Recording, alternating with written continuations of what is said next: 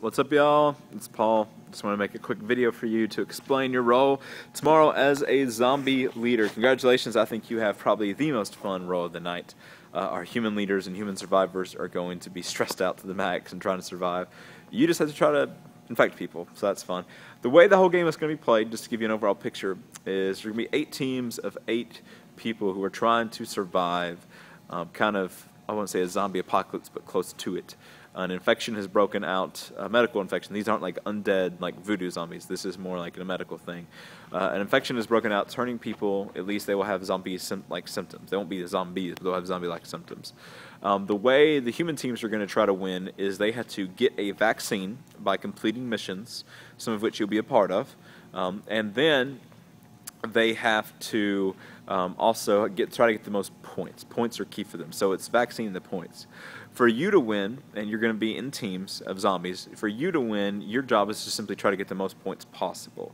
I'll go in a second how to get points. Actually, let me just go ahead and hit that now, and then we'll talk about just some specific rules. The way you get points are just a few really simple ways. Number one, if you are shot with a Nerf bullet anywhere in your body, if you are shot, you are quote-unquote dead or at least stunned or whatever for a certain amount of time that we have listed on your paper. Consult that. You have to stay down that entire time, or whoever gets shot on your team has to stay down the whole time. But the human teams are not allowed to collect the bullet or bullets they shot at you. You collect those. So if a team fires off 10 bullets, each of those bullets is worth a certain amount of points. What you'll do is you'll have a bag with you that we'll give you, and you will collect, probably just a trash bag, you will collect each of those bullets and put them in the bag, and then at the very end of the game you'll turn those in for points. Another way to gain points, and it's the same concept, is the human teams will have glow sticks, either green or red. They can use the green one to kind of attract you and make you all look at the green light so they can run away, or they can use a red one to repel you. They can't hold it, but they can throw it on the ground, and you have to form like an 8-foot radius around it. After 20 seconds, you're allowed to pick that up, and those are points for you. And so those are 2 of the big ways that you get points throughout the whole game. The other way is by infecting people. The way you infect people is that the people will have on, I keep wanting to say capture the flag flags, but they're football flags, and you just have to grab them off of them. I think they're not Velcro, so the way we'll play it is that if you grab the flag off of somebody, we will just simply remove one of the flags. Once the second flag is removed and they've been captured twice, that person is now a part of your zombie team. They're part of your zombie team. So if a person gets captured twice, whether it's by you or by someone else, they are now a part of your team. If you're the second person that has caught them, and they now become a zombie, and they are with you, and they can help you try to win the entire game. So you get points by darts that you shot at you, and that you then collect, by the glow sticks, and then by capturing people. Now, as leaders, let me just give you a few rules and a few just encouragements. Number one, your job is, yes, to win the game, but more than anything, I think your job is to create an atmosphere of fear and fun. And so, in other words, what I don't want your teams to do is, like, when they're firing bullets at them, I don't want them scrounging around trying to pick them up.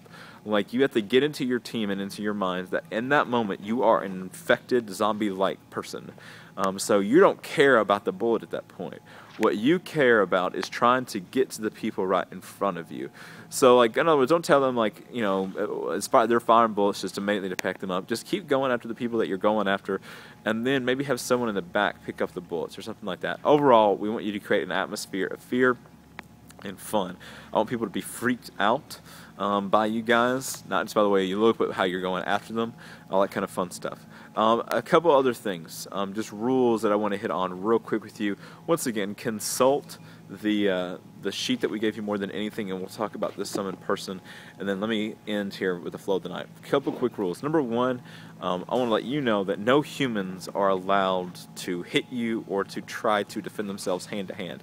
They can shoot you with the Nerf gun, and that is it. They cannot try to block you if you go for their flag. They can't, like, knock your arm out of the way. If you catch them, you have caught them. They have to let you. I want your job as a leader to be, if you see a student who is cheating or who is doing something like that, you text me, and I'll take care of the rest. What we're going to do with them is the first time they break a rule, we'll take away points. Second time, still points. Third time, they are out of the game and have to go to the theater. So number one, just know that they can't hit you. Number 2, you are not, and I repeat, not allowed to run at all. You cannot run. You cannot sprint. You have to kind of walk like a zombie. If you want an example of that, just go Google Walking Dead zombies or something like that. You have to walk pretty much like straight legs, kind of awkwardly. If I didn't have my camera holding it myself, I'd kind of give you a demonstration. But you have to, that you can walk kind of fast, but you can't like speed walk to where you're walking 4 or 5 miles an hour. Really go look at The Walking Dead and how they kind of do it. I think that's the best example, is just Google Walking Dead zombies. You can't run, though. That's one thing where, as a zombie team leader, if you see people of your team running, man, give them a warning the first time one of them does it. But then after that, the next time, take away points. Next time, double. Third time, they are out. So they cannot run. You cannot be physical with somebody. Like seriously, tell your team members that their job is not to hit or definitely not to bite or anything like that. Their job is, if they get to a person, to take their flak. That is all they are doing. If you get shot, you need to stay down. I think the rule was for 20 seconds. Same thing with the light sticks, it's 20 seconds. They have to stay down that whole time. So let's say you get shot or someone else gets shot. At that point, you need to count to 20 in your head, and after which time you can get back up or do whatever you want to. Consult the rules on the page for the rest of them. Those are just some big things I want to emphasize. Number 1, you've got to make sure no fights break out because people are like, either your team is being way too physical or the humans are being way too physical. It's like flag football. You go in for the flag. You're not trying to hit each other at all. There's no reason really to touch each other except to try to go for that flag. Number 2, make sure they don't run. All that kind of good stuff. Let me give you a quick flow of the game, and then we'll talk some more in person tomorrow. The flow of the game is that from 7 to 7:30, students will be coming and checking in, at which point we're going to divide them into either humans or zombies, so you don't have to worry about how. We will have our check-in people do that. If they are a zombie, we're going to have them go to the warehouse area and into the care center. We're going to have some food there for everyone to hang out. We're also going to have some zombie kits there. You're going to be helping students turn into zombies. Once everybody is in there, we will give the rules to the game. Specifically, we'll go in detail and give them all the rules that we're going to give you, or that we've already given you. And after that, they will have time to kind of get into teams. We're just going to divide into, I think, 8 teams of 8, the same kind of way, or maybe 8 teams of 9 or 10. And in which case, at that point, we will have you guys spread out throughout the building. Now, I'm going to go ahead and tell you, to start out, I would love for you to actually start out in clumps. We're going to have some of you be throughout the entire building. Some of you will be in the warehouse. Some of you will be in hallways or rooms. But I'd love to start the game, maybe to have 3 or 4 teams around the cafe area, because what I'm envisioning is all the humans teams walk out and they see no one, and it's kind of eerie and kind of freaky, but they see no one. And then I would love for a human team to round that corner in the cafe, and there'd be like 30 or 40 of you, and then they freak out and cry and maybe pee in their pants. Anyways, coming over here to the care center, because there is one particular mission that I wanted to point out, because at some point most of you guys will be in this particular mission, and it's a little bit of a special one. I know this is a longer video, but like I said, originally we were going to do like an hour-long training session, and I thought that 8 or 10 minutes with just you guys would be better than that. So we're in the care center. This is going to be a special mission that we have for our human survivors, and you will be a part of this. We couldn't get the bus, unfortunately, to do a mission on, so we're going to do it in here. In here, we will have sleeping zombies in these seats that are behind me. There will be a little card or a little box that they are trying to find, the human beings are trying to find, in order to complete their mission. It'll be probably on the floor, like in between your legs, or under your legs, I should say. So, the trick will be is that they will have to get this box, but they cannot touch any of the sleeping zombies, or that sleeping zombie will wake up if they touch them. They also cannot make too much noise, really above a whisper, maybe just a little footstep, or once again, the zombies then pretty much will all wake up and try to get them. And so it's going to be creepy, it's going to be eerie. The big thing I want you to know as a zombie leader is I would like to have the older team members and you guys more here towards the front. We're going to have some middle schoolers as part of each team, obviously, since they'll come out in force. I want the middle schoolers more towards the back. My reasoning is that it's going to be much harder for them not to try to reach out and grab. They are not allowed to. They are not allowed to reach out and grab anybody in this mission unless they touch them and make a noise, or make a noise, a loud noise. So I think you'll be more responsible, and high schoolers will be better at this. So if you could have high schoolers and you guys at the front part here, that would be great. So going back to it, we'll have you spread out at about 7:50, 7:55. We'll start the game. The game will go for an hour and a half.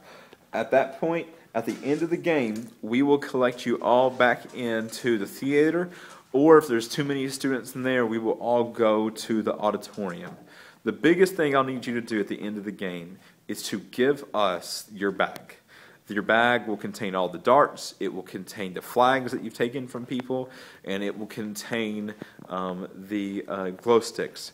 At that point, our volunteers will count up the points of your team, and then at the end of the entire night, we will announce the winner. So, let me go through all it again. It was a lot, and then once again, consult your sheet because that has the specific rules on it, and we'll be okay.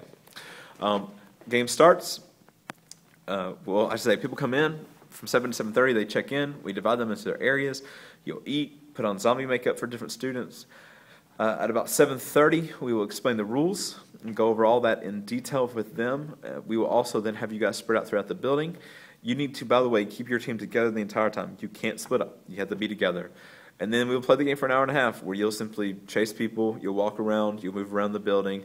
Don't feel like you have to stand in place. You're free to roam. You just have to run like a zombie. You have to remember, you are not a human being anymore. You can't think logically and tactically. You're just roaming, and if you see a human, you go after them.